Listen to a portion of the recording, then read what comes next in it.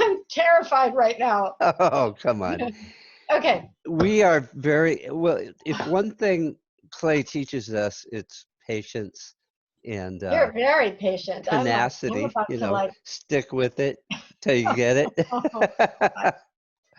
okay. So, All right. Well, let me go back a little bit to what I was talking about, and I think what I should do is just my plan was that I wanted to show you a technique tonight that I use in a lot of my sculptural work, and that is I use a lot of drop molds. So I don't know if you guys are familiar with drop molds. Are you? Any of you? I don't think any of Okay. us have Okay. done them. So I use drop molds a lot to make a lot of different forms. So I wanted to show you. Originally, I was going to be able to take my iPhone and walk around and show you all this stuff, but that didn't work. So now I'm going to bring things over here and show you. So, all right, I'll start with a couple of things over here.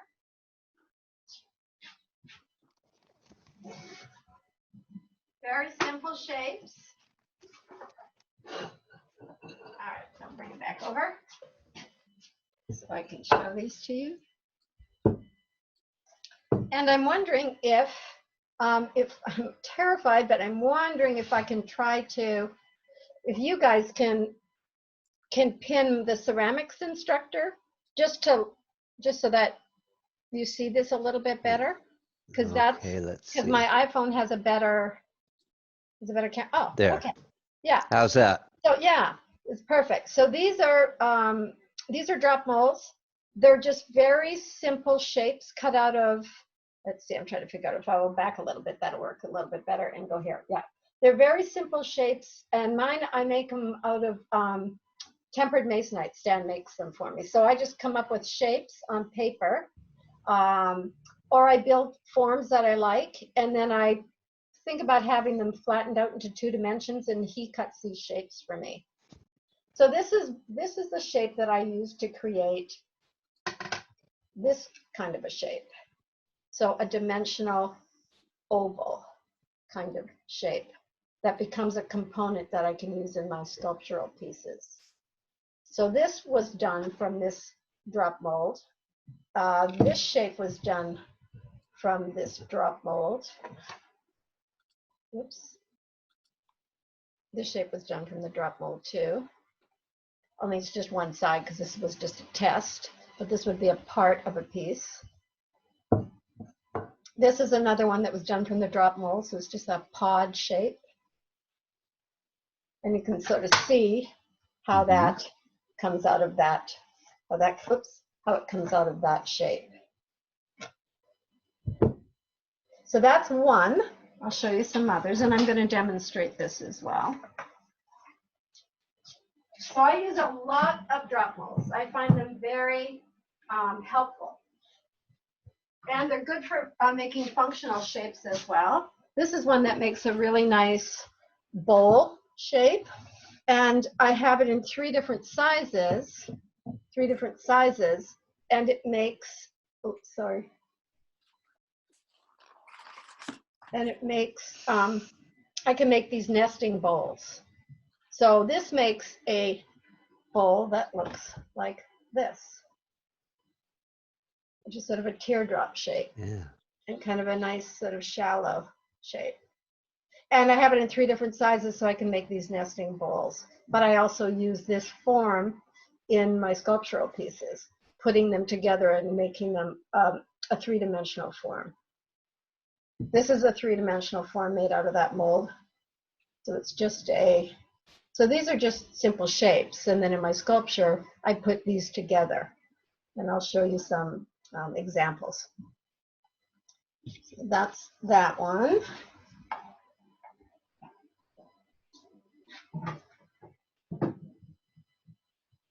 So why are they called drop molds? Oh, I'll be showing you. They're called drop molds because what you do is you elevate them and you drop a slab through to create volume. And so I'm going to demonstrate tonight how to use a drop mold. This drop mold, which is like just a square, well, it's sort of a rounded square. I wanted a kind of a rounded square. I dropped 2 of those and make This is just Hello. a little pillow shape. So this is like Beautiful. a lidded container. So I just did this with my class as a demo. It doesn't have feet on it yet. So yeah, this makes a pillow shape. Put that there. And I have one more to show you before I do the demo with another shape. This one is one that I've used to make some wall pieces. This one is kind of a larger one, so I'll back up here. So it's a strange, it's kind of a strange shape. You know, it's hard to, I don't want you seeing my face in there. It's hard to see the shape. And then this is the sculptural form that comes out of that. So once again, it's sort of like a pillow-like shape. And this I put two of these together to make a wall piece. So it's really nice. Drop molds are really nice for making modular forms so that you can make the same shape over and over and over and over again.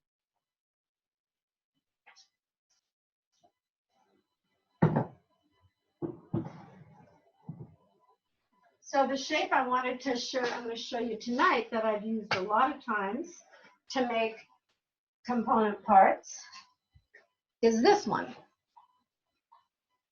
So this one I've used to make flattened tile shapes that I've used in wall pieces, and then also components for sculpture. So this particular piece I used to make this shape right here.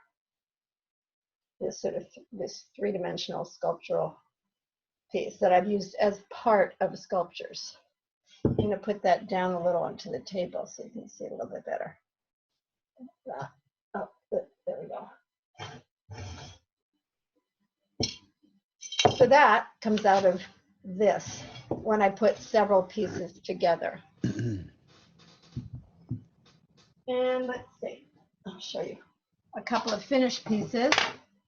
Now, all of these drop molds that I use, I don't usually end up using just one drop mold for sculpture. Sort of, I'm cutting them and combining them and putting them together. So this is a wall piece that I did from some other drop mold shapes.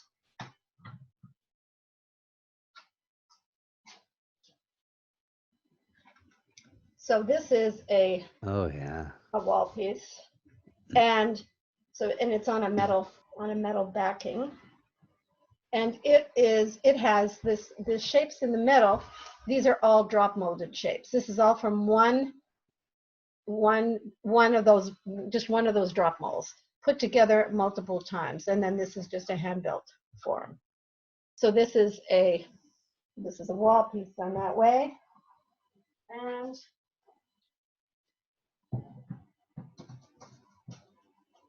thinking this is another one that I'm working on.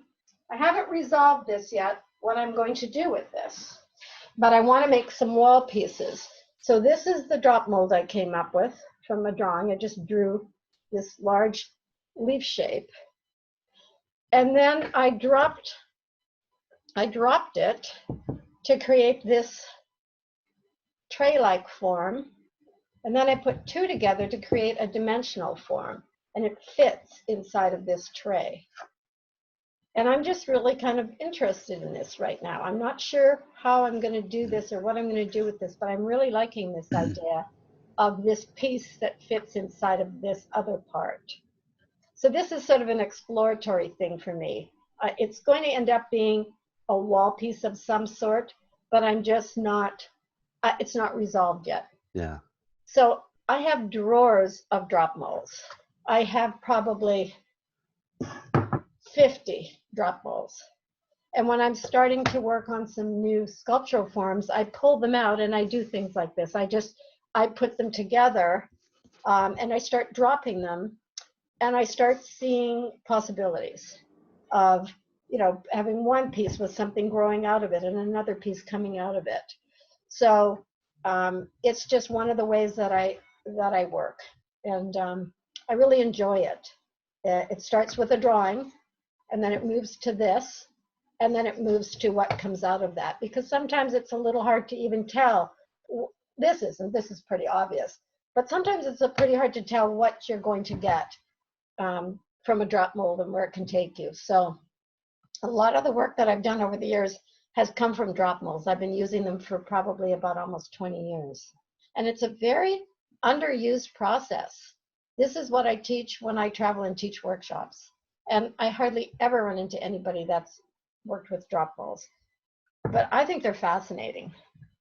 So A lot of different options available to you. yes, yes, there are. So I thought I would show you guys how I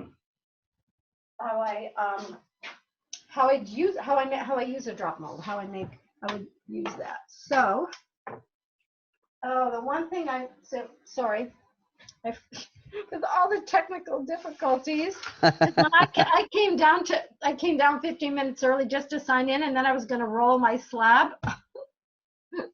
But I can very quickly cut my clay. It's right here, and roll a slab. So I thought I would show you how you make a drop mold, how you use a drop mold. So I'm going to drop this and show you. And then I have 4 of them that I've already dropped. I'll bring them over right here. I have 4 of these. So this is what has come out of the drop molds, and I have 4 of them. And I thought I would show you how I put these together to create this kind of a shape. So you can see how you use them and put them together, but also how to make them in the first place. So let me stack these up, and I'll quickly just roll out a fat slab, and I'll show you how the drop molds work. And a lot of people, I think when people do use drop molds, they mostly just use them very simply to just make like a tray or something. But the sculptural possibilities I think are really pretty fascinating, at least to me. All right, so let me cut a slab real quick. And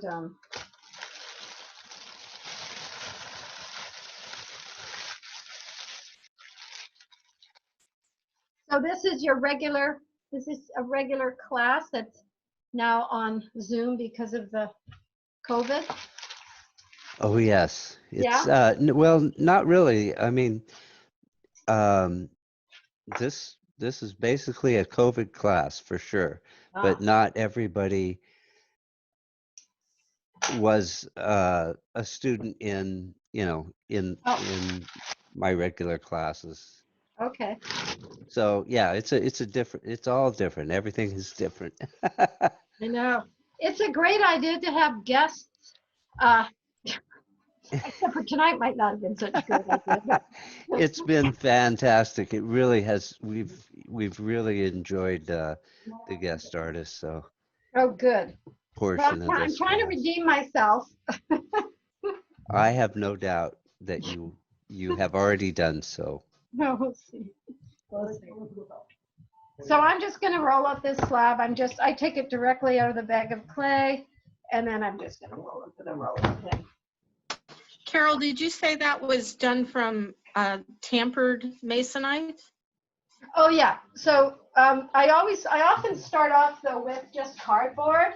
So I never ask Stan to, because my husband is a furniture maker. He works with wood. So tempered masonite is really good for these because you can see it's very thin. So, but it's very strong, and you can wet them, and it holds up really well, and it's got a nice sheen on both sides. So it's really good, strong material. So it's what I recommend. But a lot of times if I'm coming up with something that I just want to experiment with, I just cut it out of cardboard first to see if I like it before I ask Stan to make me a drop mold. So start with cardboard, and plus you can just do them with cardboard. A lot of my students will just use cardboard to do them because they don't have Stan. Yeah, we all need Stan. We need Stan. I'll be right back. I'm getting a rolling pin.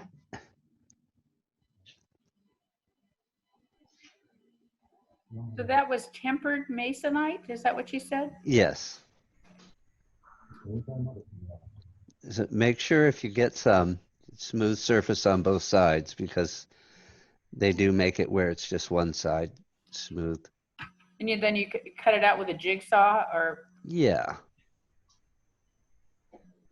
Where is my rolling pin?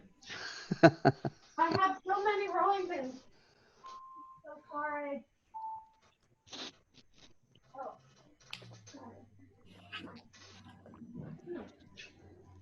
Well, I'm going to use this giant rolling pin because I can't find my small one. All right, let me just get this. So Yep, that's a big one. it's a huge rolling pin. I like a small rolling pin, but anyway. So when you're rolling out a slab to use with a drop mold, you want it to be fairly thick because you're going to drop it through an opening and then you're going to stretch the clay. I mean, the whole point is to create volume. So I usually make them, keep the slab pretty thick so I can create as much volume as I want. All right, that's good enough for that. Put that aside. And now where did I, oh, here it is. This one is not tempered masonite though. This one is just some kind of other little thing. And oh, here I want to show you these. Just to sort of show you. This one is just thick. This one is just thick cardboard. So I do start out a lot of times with just cardboard, something like that, until I'm sure that it's something that I'm going to want to use over and over again.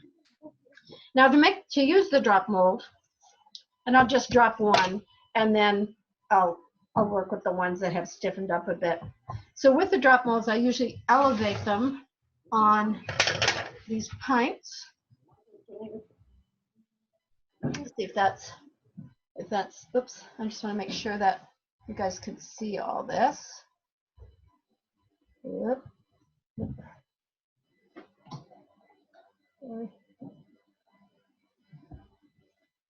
And so what I'm doing is I'm just elevating this so I can get my hand underneath while I'm creating the volume so the clay can drop through. Is that all? Can you see that pretty well? Yep. Okay. So then I put my slab on top, and this is, way more clay than I need right now. Just go ahead and cut some of this off. I don't need this much. So I can see the edge of my.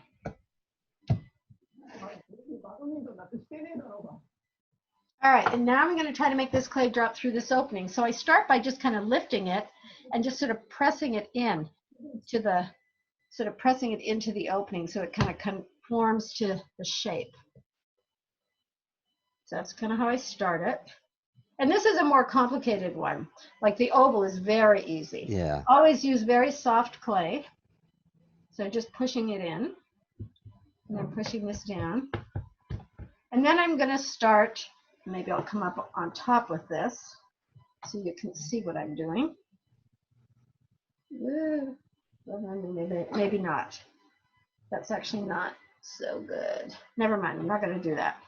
I think this is better like this.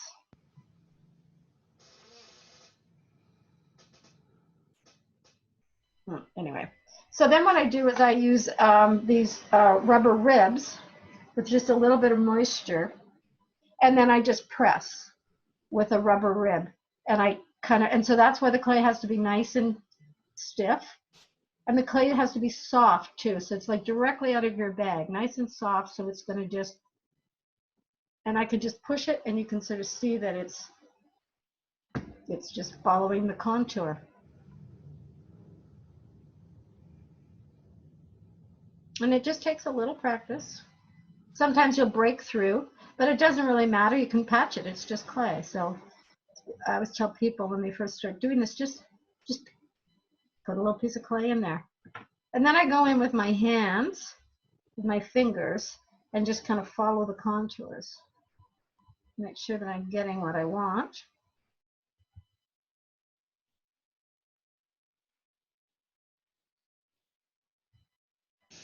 And periodically, I just lift it up so I can see, like, what am I getting and how much volume am I getting? Is that enough or do I want more? And then I put it back down, and I will just do more until I get as much volume as I want. And if the clay is fairly thick, which this was, you can get a lot of volume out of this little slab of clay in this shape. I think it's a great way to make dimensional tiles too. And this particular shape Yeah. looks nice as a tile. All right, so let's just say I'm satisfied with that. I'll just move these out of the way. And then, so that's the tile that I have, or that's the shape that I have. You can see the contour there. And then to get it off, I just invert it onto a board or a bat. I don't usually have to let them set up at all unless it's a really large drop mold, and I do have some really large drop molds, but something this size I would just put down. And then there's these pointed areas, so I have to kind of push it in a little bit. The clay kind of is poofed out over those edges, and then I just simply lift it. And there's the shape. Cool. Nice. Yeah. So I think it's a great way to make, modular dimensional tiles as well.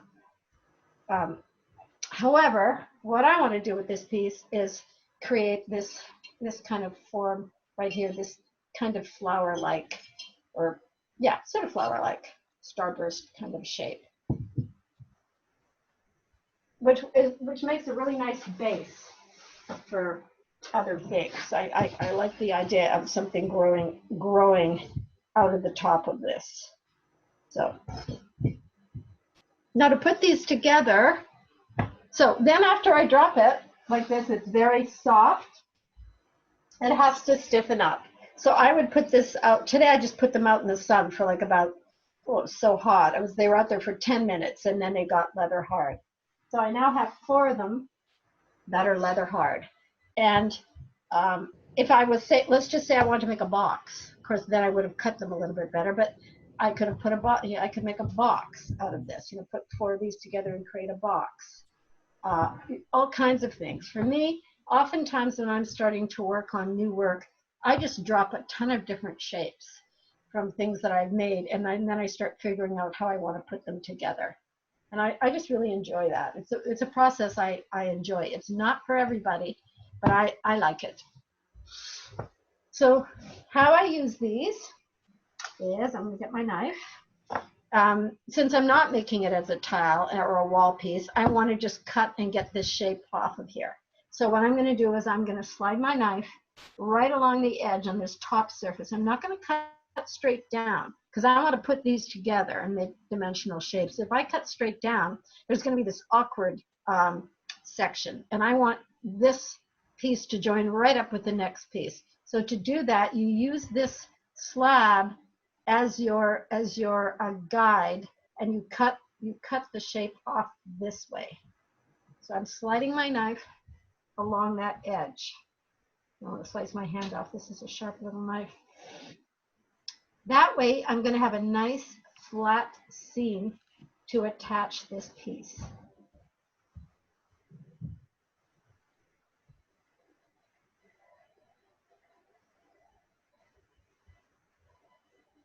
Let me know if you can't see anything.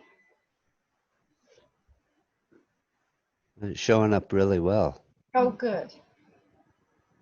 This is how this is supposed to work. All right, so then you can see when I take it off, Wow. there's a really good wide section for me to score and attach. If I had cut straight down, there would just be this pointed tip. And this way I can join 2 together and get a really nice connection. So I'll just cut a couple of them.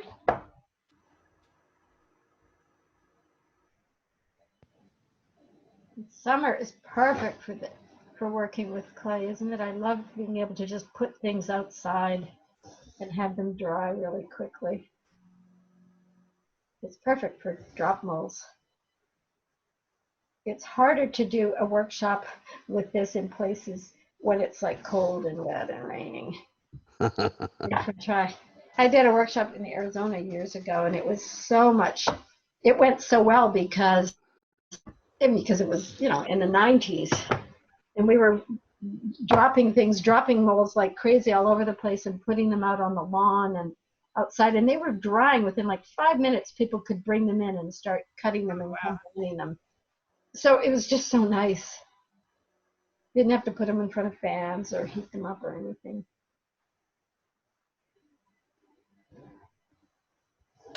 You could come to my side of the mountains. They dry really fast over here. Oh, really? Where are you? I'm in Eastern Washington. I was close to 104 or something today. Oh, wow. Oh, my gosh. That's amazing. So you're getting people from far away because of Zoom? Well, because of Zoom, it wouldn't happen any other way, really. It's nice. That's really pretty nice. I know. So there are some advantages. Well, we keep trying to look for them. Or no, I don't know about advantages, but some advantages. No, there are. There are. I did have a woman in my Seward Park class that was Zooming from someplace back east, New York or something. It wasn't New York, but it was somewhere back there. Which was really, I'm not so used to like seeing people in person. So it was kind of fun. All right, so now I have these 4 shapes, which I could do all kinds of things with. Really? But I'm just going to show you how to put them together. That's kind of what I want to do tonight. But you can see the potential for this kind of work if you're playing with modular things. I mean, it's just, there's just so much. There's just, many, many, many different things that you can do. So I'm fascinated by this process. I've been working with it for probably, I don't know, maybe 15, 20 years, and it's just, and I think it's endlessly fascinating.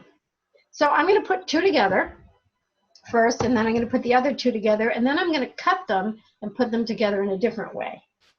So if you're, and I'm going to sit down to do this. So with working with leather hard pieces and wanting to put them together, you really need to score well. So this tool here is like my favorite scoring tool because it's just, it's really cheap, it's really inexpensive. I got it at ChineseClayArt.com. Also, Seattle Pottery Supply has these. But it works really well because it can go really deep, and then I do the toothbrush with water and a little slip, and then my pieces do not fall apart. So this is just, got to score deep with this though, really deeply.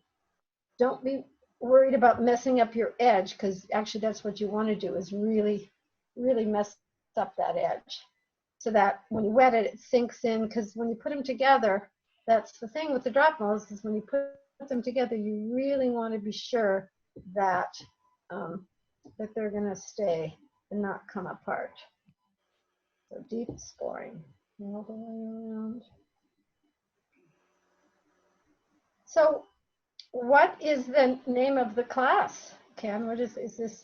Oh gosh, it's slip and clay. It's a takeoff of the sip and play. Oh yeah. So we do some sipping during this class. Well, you do. We do some sipping. We are allowed. Yeah. So. Yeah, definitely. I'm not sure if I told you to bring a glass of wine or not. Oh yeah, you did. It's a good thing I didn't, given all the trouble I've had. I at least have to keep my wits about me. I thought maybe you had the bottle. You thought maybe I did. Believe it or not. No, that was just me not knowing what the heck I'm doing when it comes to technology. Oh my gosh. No, it's all good. Well, I have, it's kind of funny when it comes to the teaching on Zoom, it's worked really well for me, but I've always been the host. I've never done it any other way, so the controls are different. Yeah. So it's, yeah. Although, to be honest, I'm not sure I learned what I did wrong. So it's just, that's the thing. It's kind of like, I still don't really know what happened. So Carol, Yep. do you have any advice when you make shapes, like don't do this because it's hard to get them out, or? Well, yeah, and like I said, I teach this a lot. So I would say don't do anything too narrow. But other than that, you know, really, if you can draw it and visualize, you know, that like there's an opening that the clay will drop through, there's not too many ways you can go wrong. As a matter of fact, narrow ones are actually really interesting too. I'm going to show you one in a minute, because what they can be is just, they can, well, once again, they can just be like bas relief tiles, you know, where you drop a tile through with a section of it that just has a small design in the middle, then you get a square tile with this dimensional shape in the middle. So that also can work really nicely. No, there's not really anything else I don't think there's really anything. I do really large ones, small ones. Yeah, this is great because you can actually texture those pieces before you drop them and stretch the Oh texture yeah, and with the texture, it's really fun. yeah. That little tool you're using for scoring, we got one of those with an order of something at DigiPen. I had no idea what the heck it was. Oh, I is that think, right? yeah. It Because was I thought, it was this little orange one too. yeah, Oh, it was looked just just like that, I think. Oh, it's such a great tool. There's another more expensive one because this is super cheap, but it's actually dangerous. I'll show you it, because don't buy this other tool. I bought it thinking, oh, this is a good idea. Oh, I have hurt myself so many times, and my students have all said, oh, don't, yeah. Several of them have bought it too, and it's dangerous. This one is really good because it comes like this, and it's up to you to find something to keep it safely. Stick And I it put in. it in a piece of styrofoam. Uh-huh. The other one is very dangerous because it has a self-closing cap that slides, and it's so easy to make the mistake and slide it out and right into your hand. It's bad. It looks like a great idea, but it's not a good idea at all. Yeah. It's a bad idea. So It was good on paper. I know, exactly. I do recommend this tool though. This is a good one. So you can see I'm getting these really messed up, because Yeah. they've got to be messed up, or you won't be able, because you know they're leather hard. So when you put them together, you want to have a lot of goop there, so that you push them together and they integrate really well. Do you put any additive in your slip? Well, yeah, I actually what I use, this is my little container of casting slip. So Uh-huh. basically it's this clay body So it's with, you know, deflocculated. sodium silicate in it, yeah, or Sure. Darvon, or yeah. So it's just, yeah, it makes it a little stickier. And I do water too. I do water first to soften the edges. I just run the toothbrush along and drop water in, and that starts to soften those edges, so that the clay will soften down a little ways on each piece, and then you can and then I put the slip on, and it just mushes together really well. But don't scrimp on this part. It's really important to do the deep scoring. I sometimes, you know, see my students, you know, their pieces fall apart, and I say, well, did you score? And they go, yeah. And I look at it, it's like, oh my God, you did a little chicken scratch. You know, that's nothing. Because they don't really want to mess up the edges. And it's like, no, you have to mess up the edges with this kind of process. All right, so now this is pretty much scored well. And now I would drop water into all of that, just straight water. So, and don't go back and forth. You know, just drop it into the grooves. Because you go back and forth, you get rid of the grooves. So it's like, just drop it in there. And then that softens that area, so that it will just smush together really nicely. And I'm going to do that with all of them.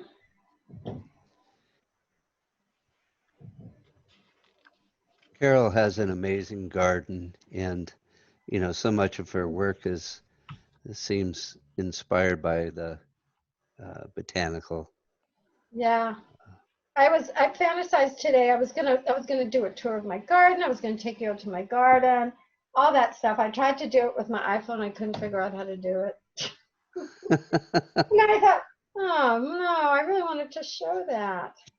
I have some pieces in back of me that I will show after I do this, to show how I am very inspired by plant forms. And I have a couple of different things. And then I was going to stroll around with my iPhone while the laptop was plugged in here.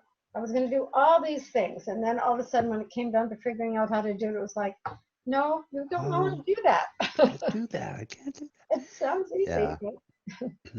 All right. Well, Now I've got water in these edges. So there's soft. Oh, I forgot one. So it seems easier to do these with the drop mold than with a mold that you drape over things, huh? Well, I use a lot of different molds. I mean, I make a lot of plaster molds, and I slip cast, and I also do Oh, drape okay. molds and press molds out of plaster. So I think there's, you can use them all. They're all different. The different things. What I like about this particular process is I can cut any shape I want, and I don't have to cast it in plaster.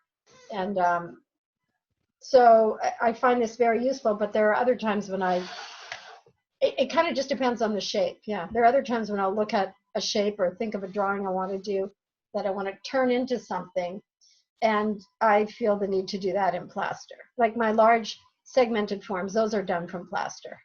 Okay. And I'll show you a couple of those in a minute. But so I think it just depends on the piece and what you're doing. So now I've got these covered with a lot of slip, and is that a good picture? And then I'm going to, and with a lot of water, and then I'm just going to put some slip on them, and then I'll put them together. Oh, you know what I really should do is put a piece of newspaper down, because this part gets really messy, and then my canvas will get so messed up that I won't be able to do the other thing. All right. Now these kind of, for some reason, and I know it's because it looks like chocolate, are making me think of dessert. Like giant cookies. Yes, they look chocolatey. Don't they look chocolatey? I know. oh yes. I know. Oh, Well, you So could there fill was a- them in with some fudge and have. oh, I know. Oh my goodness.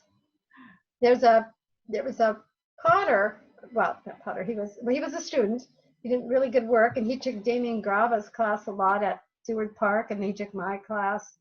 He'd go from the throwing class to the hand building class, and he for years, like for about 3 years, he would bring in these most amazing desserts for every week, for us to try. And he kept saying that he was starting a bakery, and he did open up a bakery on Broadway here in Seattle. No, in 12th, just down from Broadway and 12th, I think. Oh gosh, right in the Just chop. Yeah, just before the pandemic started, like just 2 months in. They did Oh that. geez, I know. terrible timing. I know. I feel so bad for him. These made me think of him too, because he sent out an email saying that they were doing deliveries to different neighborhoods. I mean, they're trying to, keep their business going. Sure. So we ordered a basket of, because I know how fabulous his desserts are. They're really, really wonderful. All right, so just dropping a little slip into these. And the inside is looking kind of sloppy, but that doesn't matter, because I'm making a dimensional form where you're never going to see the inside. And sometimes I open them up and work on the inside, and then that's fine too. Okay, now I'm just going to put this together. Now usually I keep track of exactly, because I did hand draw these, so oh well, we'll just put it together. I'm not quite sure if I've got the right sides going together or not. So this part's kind of messy, because there's lots of slip and goop, but it has to be if they're going to stay together. All right, yeah, I probably didn't quite put the right sides together, but Looks pretty close. because I forgot that, since it's not totally, but I will make it work. And also, this is going to be, I'm going to be cutting this, but if you were doing shapes like this that were going to stay closed, you have to put a hole in them somewhere, or they will blow up. All right, so then just make really sure, I always make sure that I go over this really well with my fingers to make sure that it's getting very, make that seam work really well. And blending it in, and I use these wooden tools a lot, this kind of thing, for getting rid of all this excess clay and smoothing it. You know, I won't spend too much time doing that with you here because we have limited time. But so I put them together and then I go back and clean them up after they've set up a little while so that the edges get stiff too. All right, so now let's just pretend this is all nice and clean. And then I'll put the second one together and then I'll just show you how I combine them. And there's so many different ways to combine things. I mean, I could cut this in any number of different ways. I could cut it this way and have two pieces that go down this way. So it's an interesting shape that has a lot of different possibilities. All right, now, once pointed, maybe this one goes, I think this one should go like that. Okay.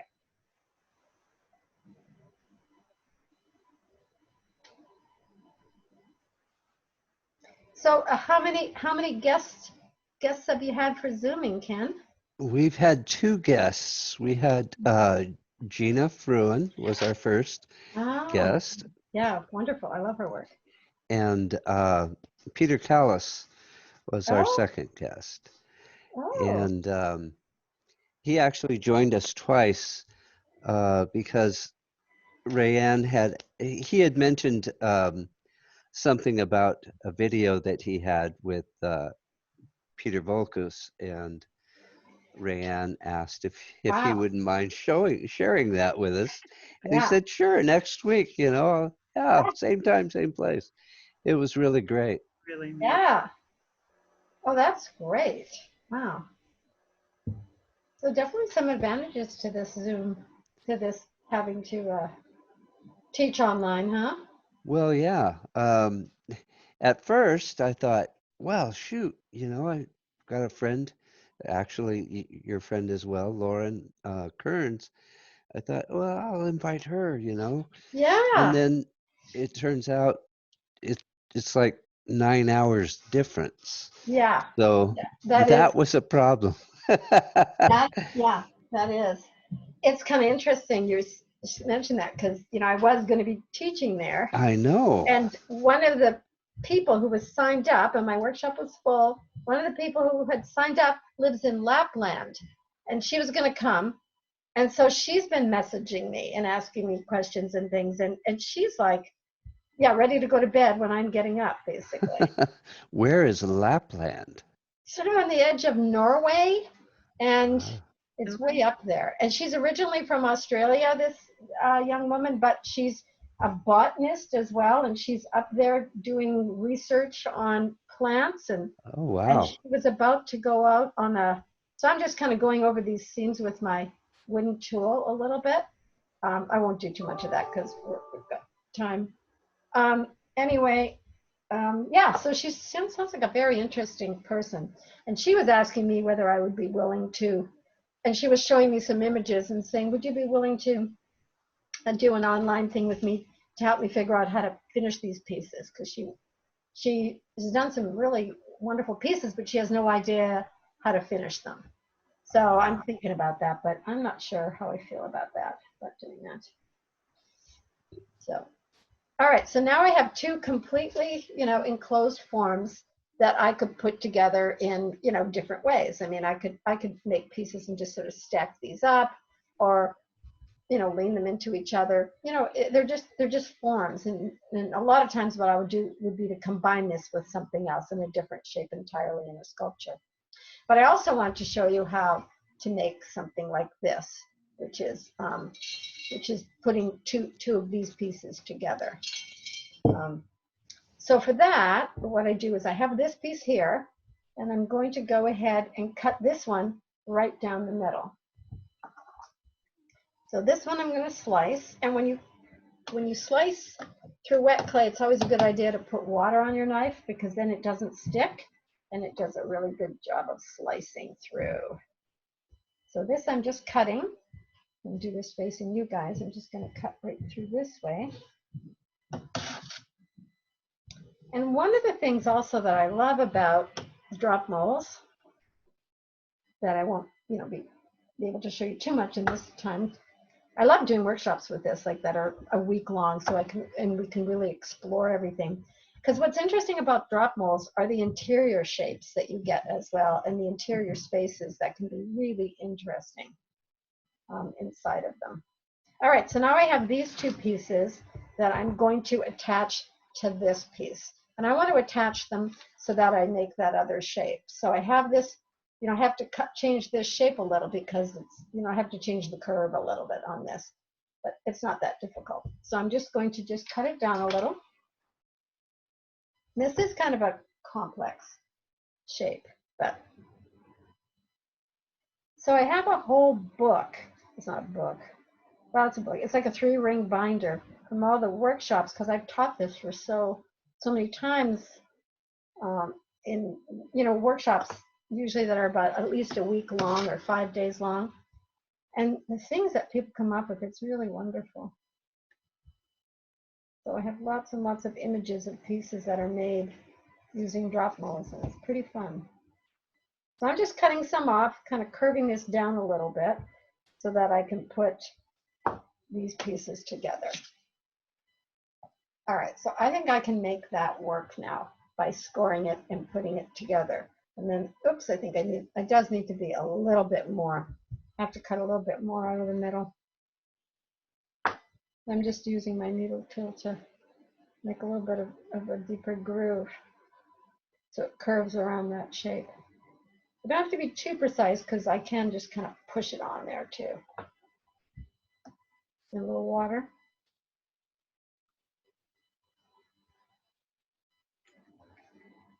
How's your garden looking, Ken? Really enjoying my garden this year. Yeah, I really am. that's nice. It's such a great, you have beautiful flowers in your garden. I, for some reason, don't have as many flowers this year as I thought, No? as I feel like I did last year. But I have, I have some colorful plants, and Yeah. actually my coleus Yeah, is. you had amazing hostas last time. Oh yeah, the hostas are, they are enormous. Yeah, you did have really enormous, and you did all that in pots, which was so impressive to me. Yeah. I'm not so good with pots. Well, I find it easier, a lot less weeding.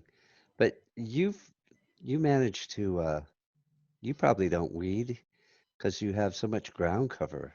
Yeah, that's my theory. Hide the weeds. Hide the weeds so amongst the plants so nobody notices.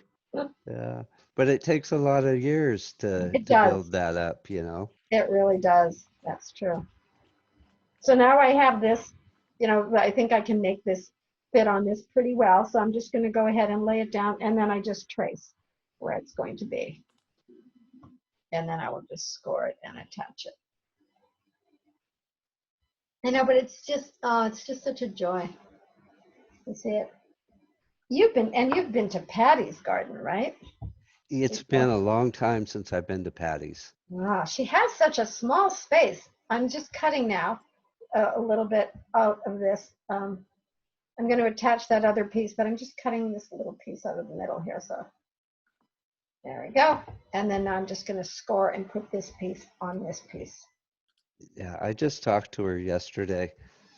She's crazy. Really is. She is so fun though. Yeah, that's But, funny. She has that garden. She has. It's not very much space, but boy, does she have things packed in there too. oh yeah. Well, and exotic stuff. And Oh, does she still have the pond and yes, going? And, yes, yep, she does. yeah. I went over and had one distance visit with her. We sat around on our mat with our masks on, and she's been That's doing all nice. these drawings, these COVID drawings. Yeah, she sent me some. Yeah, She says she's putting a little book together. yeah, that's what she said. Those are pretty fun. We're talking about Patty Warashina, Yeah. who's a very famous ceramic artist in our area here. Oh, sorry. What did I do with my, this always happens to me. My toothbrush has gone missing. How could I have lost it? Oh, well, it doesn't really matter. I just use a brush. However, I like the toothbrush idea a lot I better. do like the toothbrush. It works well. Yeah, but we'll just do this. Whoops, you guys can't see this. I keep forgetting. All right, so I'm just putting some water in. I'll move along a little faster here. This thing's only supposed to be an hour. Sorry. We're good. Are you? Yeah. Y'all having some wine? Yep. Having a little something to carry you through? Okay, so I'm just sort of squeezing that piece on a little bit. It's not a perfect fit at the moment. Let's see. And then I usually just fill in with clay. And then I will put the other one on the other side. When you open up the other side, Mm-hmm. do you do any sealing from the interior at all, or do you not even bother?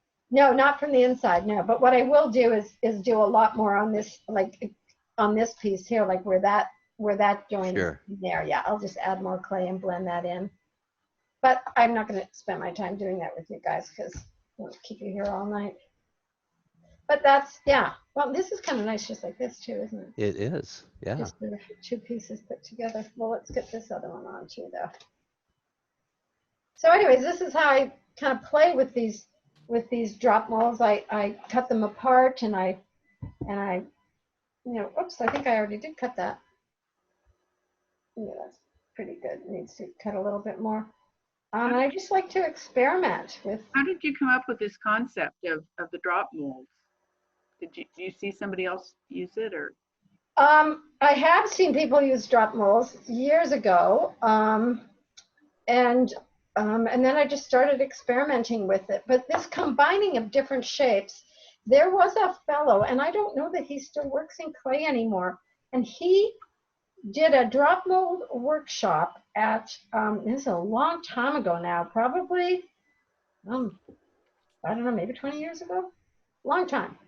And he was from Portland, and he did a drop mold demo there, a workshop. And I didn't go to the workshop, so I never saw it, but somebody mentioned it to me and told me that he was making these shapes.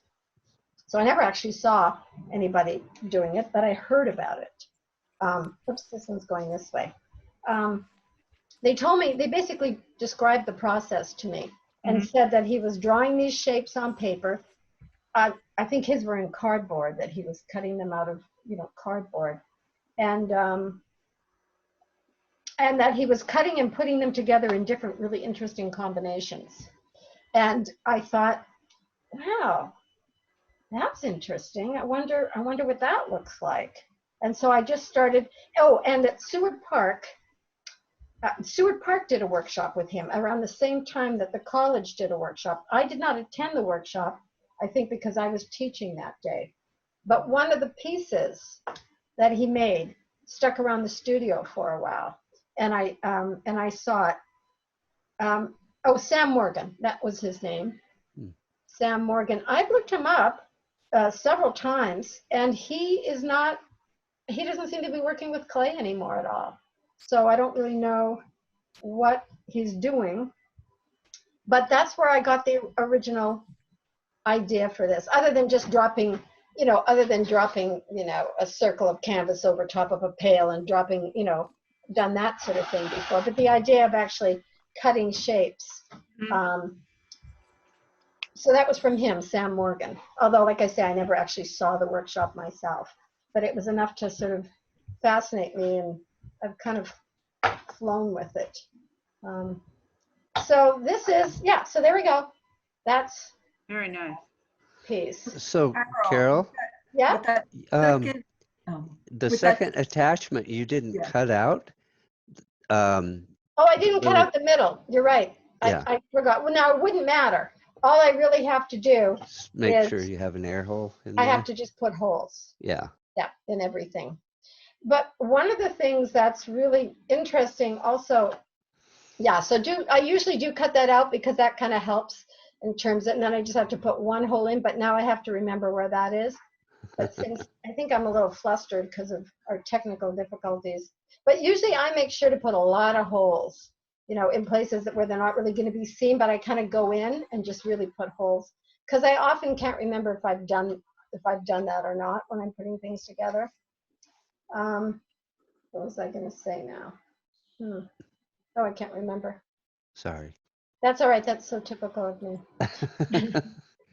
But I'm really also fascinated with the idea. And like I say, I haven't figured out how to do anything with it. But that's like that piece I showed you with the leaf, is somehow playing around with the idea of the cutaway pieces as well as the dimensional pieces. I just really like the idea somehow of using these things together, or the mold of just one.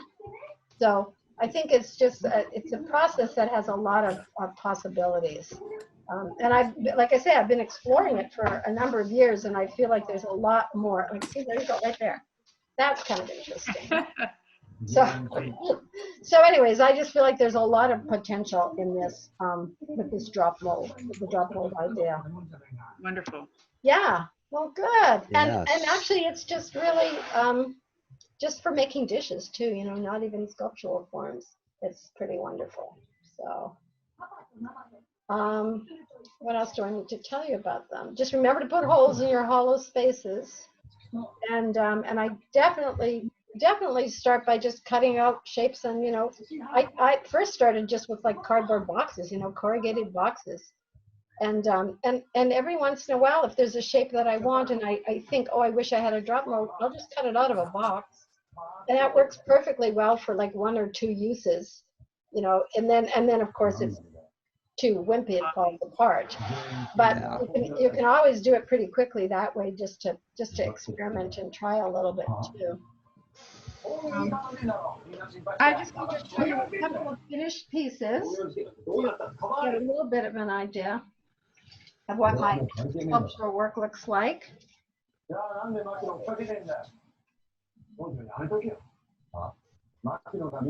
Someone have a Somebody has some TV on or something? Hitomi's watching something. Let's see. We'll mute her.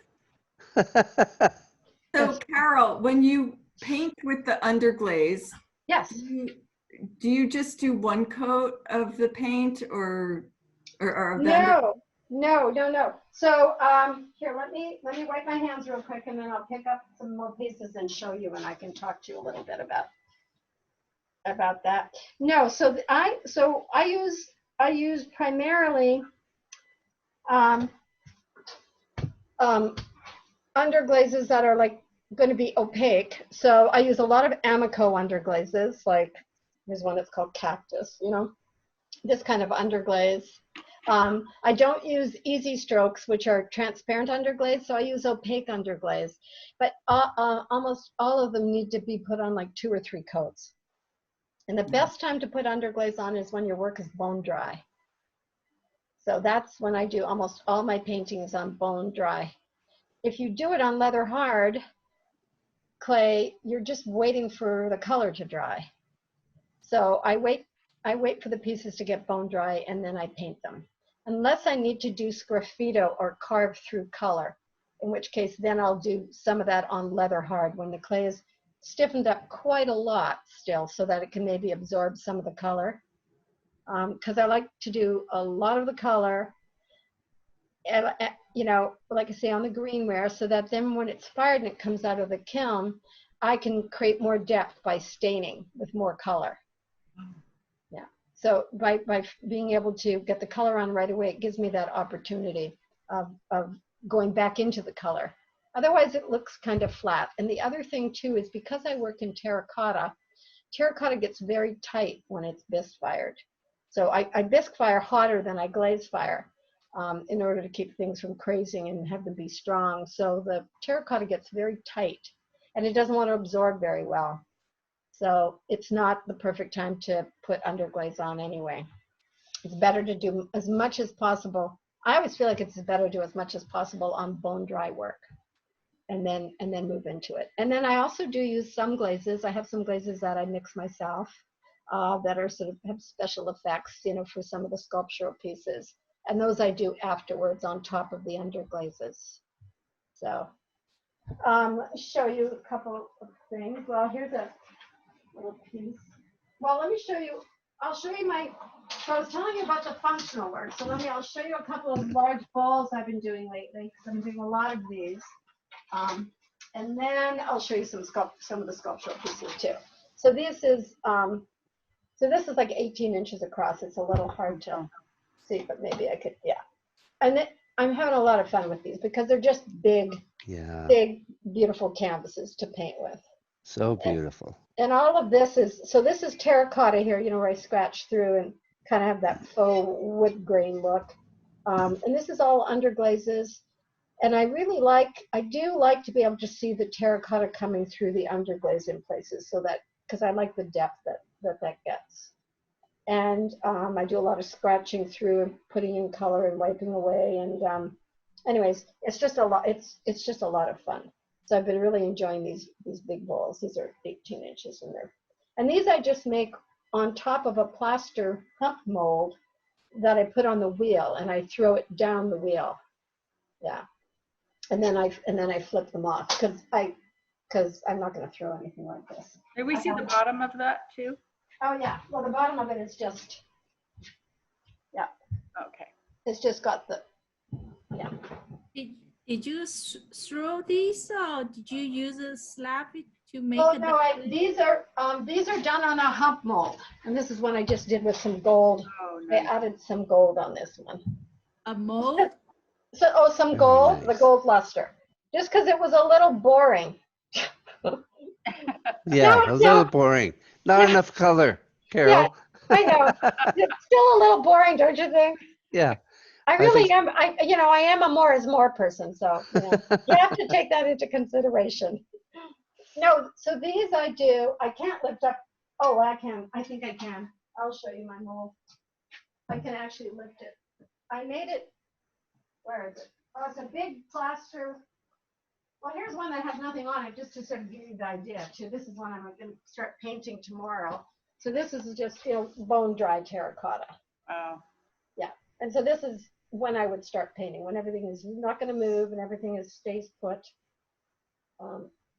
And the mold is just, I'll show you. Oh, I've got one that's not too heavy. I can carry it back over here.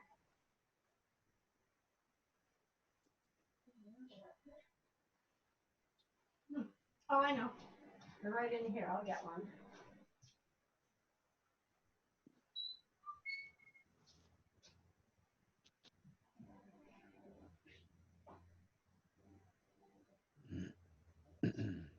So this is my mold. It's just a big plaster mold. See the backside sort of hollowed out, so it's not Nice. so. So it's not so. And then I center this. I roll out a big slab. I center and I, pat it on there, and then I center it on the wheel, and then I throw it down, and then I throw it up, and then it sits on this overnight, and then I pop it off. But believe me, it's challenging. I lose a Yeah. lot of them because of warping. And That's what I was afraid of. I was going to ask you about your warping percentage. yeah, it's well, no, let's see. Yeah, it's the warping. I used to do these years ago, and I had it down, and I had the process down really well. And then I hadn't done any in about probably 5 years, and I started doing them again. And I'm learning again all the little things that I have to remember to do to keep them from warping. When to flip it, drying it upside down on the rim, bisquing it on the rim. Oh yeah, how soon I get it off the mold. I can't get it off the mold until I have to be able to leave it on the mold till it's really stiff, so that when I lift it off, it's not bendy at all. Because if it does that, then all bets are off, Yeah. So And then how do you get the rim so nice if it's still on the mold? well, I just score it with a needle tool and Okay. smooth it on the outside as much as I can. Okay. And then I let it get very, very stiff. And when I lift it off, it literally is really stiff. Then I just have to go in with a sponge and smooth it that way. It works pretty well, but it's the challenge I'm having right now too is I don't want the bowls to be too heavy. But see, this is still rounded. I don't want the inside to have a flat space. I want it to be nice and rounded on the inside. But my challenge has been to to make, they come out and some of them rock a little, you know, because I have to throw up after and make sure I get enough clay back up to make a flat bottom. And I don't want to put too much clay on. So there's, you know, it seems like it would be so simple. Nothing is that simple. Yeah, it's for sure. So anyways, so those are the big bowls. I'll put that away.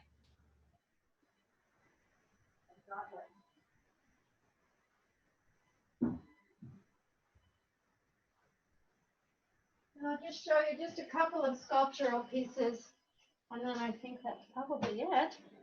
I don't know if I can even, this one is there. I'm not sort of hold this one. So this is a piece that I've done. Oh, wow. So this is one of my big Mm, pieces. That I Nice. don't even know if I can beautiful. put it down. You probably won't be able to see it all if I put it down, because it's just, but, oh yeah, so anyways, this is done in a segment mold, a plaster segment mold, where I've come up with this process, and it was published in Ceramics Monthly a couple of years ago. And this is the other thing that I teach a lot when I travel, is this segment mold process, because it's like a quarter segment, and then I can put 4 segments together and create these pleated sculptural shapes. So, but they take me forever. And then it's got stuff on the inside, of course. It's Oh, wow. this weird flower thing. Actually, that's what when I was asking about how you paint the underglaze, do you, Yeah. like, there's lots of colors in there. You've got shading and, do you build up? So you'll do 2 or 3 coats of one color, then you'll add on top of that 2 or 3 coats of another color? Yes, you know, and I just do a lot of different things too. This one is, so this is a smaller one, so I can actually pick it up and show it. Oops. And so this one is just sanding through layers of color, you know, over top of texture on this particular shape. And then this has got like a, you know, a glaze on the inside. And mostly underglaze though, on this one as well. And on this one, I have one other one I can show you. Oh, this one is pretty big too. This is just like a big baby Oh my gourd shape. gosh. So this one is, so these are glazes here. These are some glazes that I make. So this is my own two glazes that I make. I really like them. It has a kind of a frosty look to it. Oh, wow. Wow. But so this is a, yeah, piece that has a lot of, oops, different stuff going on with it. So it has this color in here over top of texture, and then sgraffito on parts of the flower. Oops, there we go in here. I don't know how well you're seeing that, but, and then this is a, How many firings? oh, many times it's, you know, I fire them until I like them. So I don't even remember. It could have been 4, 5, 6. It's rare that I ever do it in 2, because I'm always usually doing something a little different. Like I'm going to refire this piece because I don't like it anymore. And I want to change this a little bit. I like this. I think there's something about this that's bothering me. So I'm probably going to fire this again and try to change the color in here a little bit. So yeah, so this is a pretty big one. If you see me when I'm holding it, it's sort of, yeah, it's like a big baby. Yeah. That's wonderful. It's kind of, yeah.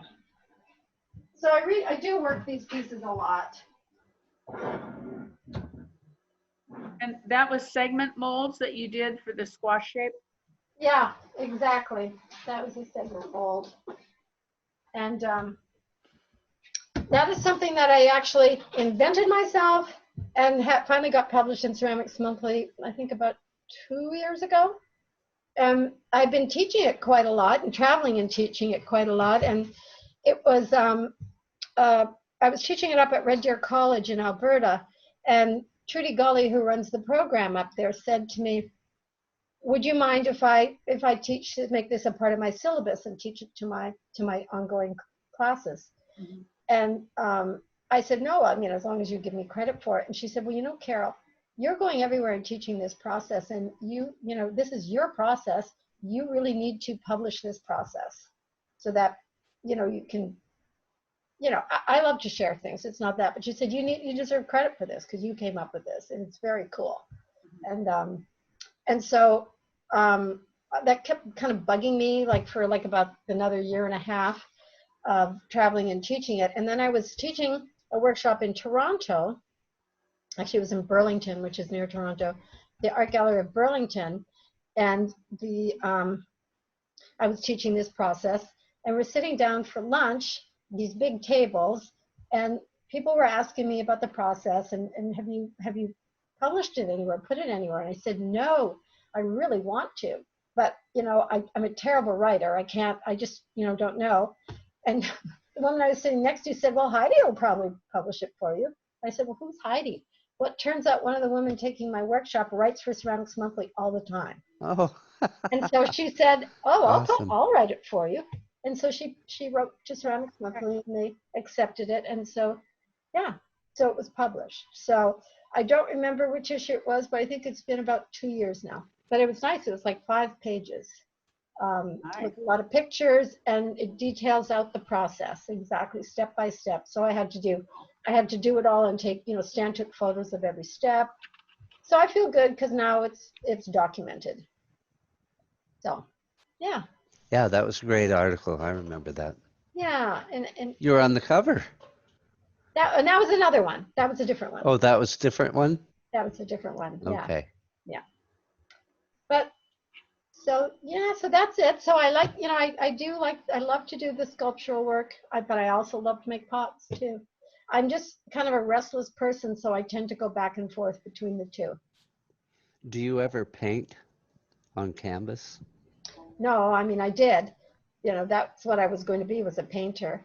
But I haven't actually done it since I was in college. It's like I really found my medium with clay. It's like I Yeah. never feel like there's anything else that I need to do, because there's so much to do.